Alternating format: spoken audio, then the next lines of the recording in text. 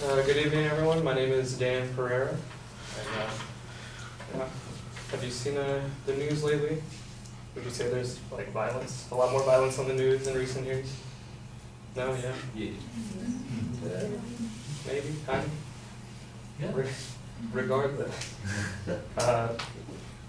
The rate of crime is actually at an all-time low right now in 2017. It went from less than 800 crimes per 100,000 people to less than 400 crimes per 100,000 people. The previous statistic that was in '92, right now we're in 2017.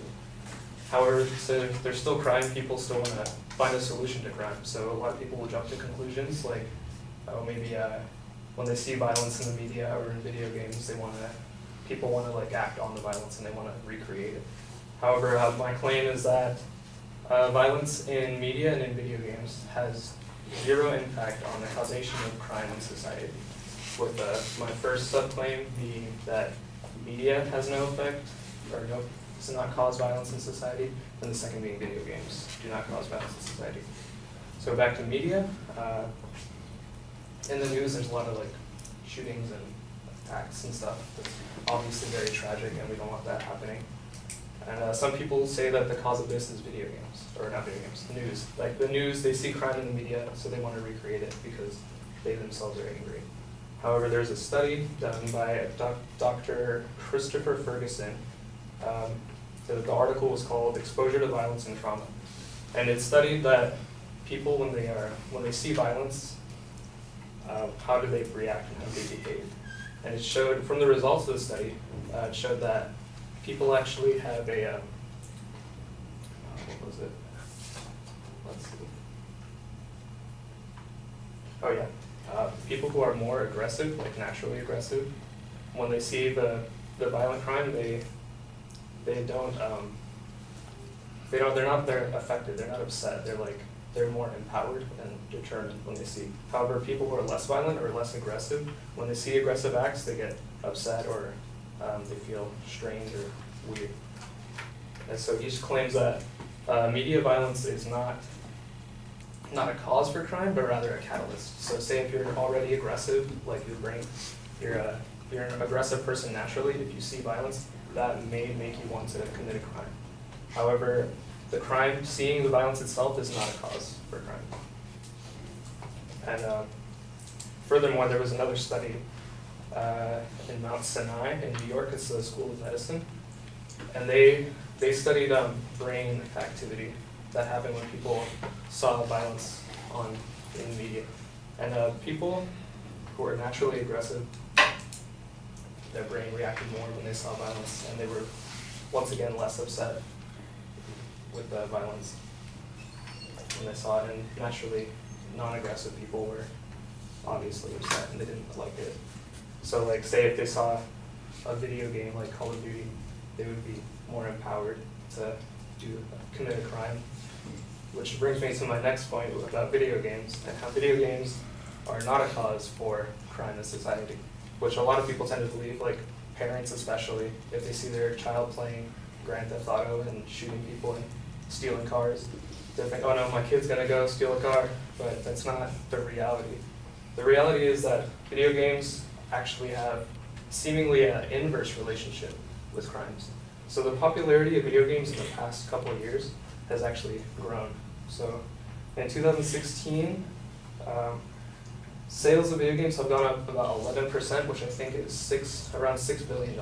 And the top 7 of the top 10 sold games last year were all violent games. I think it was Black Ops 3, Call of Duty, Grand Theft Auto, and Rainbow Six.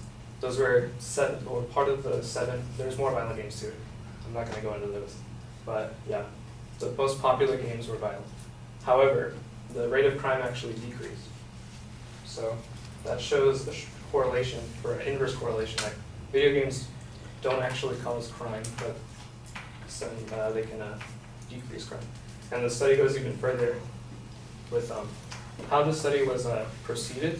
They got, I think it was 103 participants, around like 50 male, 50 female college students, and they addressed them with an activity where they would read out numbers to them, and they had to add the numbers together.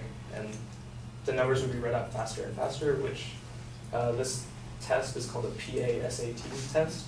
It is known to cause irritation and aggression in people. So after conducting that test, they would then make the participant play a game. And the people who played games were actually less upset after they played the game than people who were the control group who didn't play the game. The people who didn't play games seemed to be a lot more upset than the people who did not play, or who did play a game, which shows an inverse relationship with video games and aggression, which is a cause of crime in society. So to summarize, media and video games, violence in media and video games is not a cause for crime. The violence itself is not a cause, but it could be a catalyst for crime due to natural aggression within the person's brain or their own biological background. So that's it. That conducts my speech. I hope you join my side on the argument.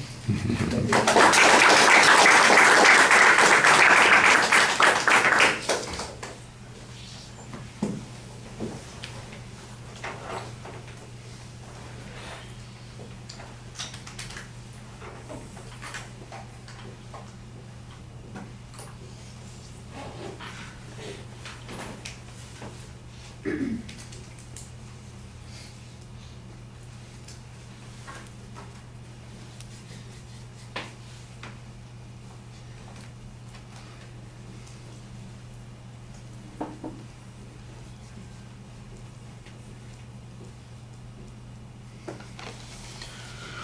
All right, Dan, the proposition's clearly identified, although it takes you a while to get there because it sounded like you were waiting for an answer for your rhetorical questions at the beginning, and that's a little bit awkward. So it's probably better to plan something else as your attention device there. Like I said, the proposition was clearly identified. There is a good preview, although the phrasing of the supporting points uses the negative terminology that we asked you to avoid, so you want to be careful about that and make sure that you are addressing it in a way that's a little bit clearer. But the controversy is pretty straightforward. It's not that hard to follow. There are only 2 points that you're presenting, and that's okay. You lay them out for us, adequately. Let's see. The first point, I think there are some underlying assumption here about the impact that media presentation of violence might have on society that is kind of assumed without being demonstrated. I didn't know, and I'm still not aware that this is a big problem, except that maybe the frequency with which people encounter violence in the media, whether it is real violence, which is what you seem to be referring to, or artificial violence like those things presented in television shows or movies or some other kind of entertainment, that they have an impact on the way people perceive violence or act subsequently to that exposure.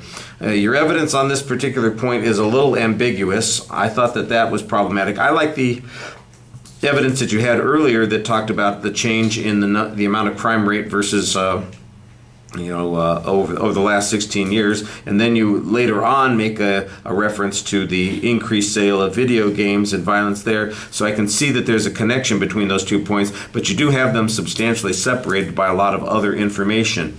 The transition to the second point was relatively clear. This is where you're talking about the video games themselves. On the first point, you make this argument that says it's a catalyst rather than a cause, and I'm not exactly sure that the victims of any violence are going to be particularly concerned with whether or not it was a cause or a catalyst, and you need to explain why that's an important concept. It's part of the process. If it's not causal, that's, why is that important? Why does it matter that it's only a catalyst? I think the answer is then we can't really point the finger at the media for covering news or for providing violent images. Instead, we have to worry about dealing with people who have emotional problems or those sorts of things. And that's kind of the context I think you need to make for that part of the argument. The second part of the argument, where you're talking about the video games, is a little bit clearer in how you perceive these issues. It's that inverse relationship that you're talking about. You do cite a study that suggests that there is this kind of inverse relationship in addition to the statistical information that you had earlier. all of the research that you present is ultimately paraphrased, and I think it would probably be better if you were quoting it directly or as directly as possible. I don't know how accurate your paraphrase is going to be. That'll be something that we'll discover when the refutation speaker talks. But I think that you would probably be more convincing and enhance your ethos if you could give direct quotes on those particular points. I thought you did a pretty good job speaking to the audience and trying to build credibility by knowing what your subject is. And there is some information that supports your points. I think you could probably use a little bit more, but I think that you had a good starting point on that. All right, thank you.